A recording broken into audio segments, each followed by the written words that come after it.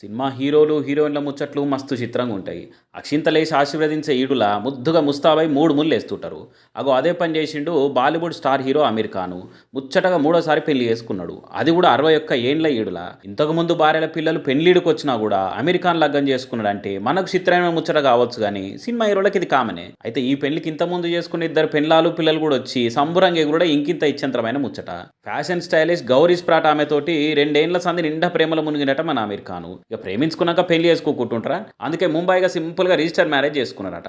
ఈ అమ్మ నాన్నల పెళ్లి పోటరా నేనెందుకు లేను అని చిన్నపిల్లలు ఏడుస్తారు కదా, అగో ఆ బాధ లేకుండా మొదటి ఇద్దరు భార్యల పిల్లలు కూడా పెళ్లికి వచ్చి ఫోటోలు దిగారట. భలే ఉన్నది కదా అమీర్ ఖాన్ పెళ్లి ముచ్చట. రిజిస్టర్ ఆఫీసర్లు రాసిచ్చిన కాగితం చదివి కాబోయే భార్య చేయి మీద ముద్దు పెట్టుకునే వరకలా ఆడున్నోళ్ళంతా కీకలు పెట్టిరు. ఇక ఇంకా కొత్త పెళ్లి జంట డాన్సులు వేసిరు. మాజీ భార్యలు కూడా వాళ్ళ డాన్స్ చూసి సప్పట్లు కొట్టి సంబురపడ్డారు. ఇక ఇంత మంచిగా మనసుల నడుమ మనస్పర్ధ లేకుండా జరిగింది పెళ్లి.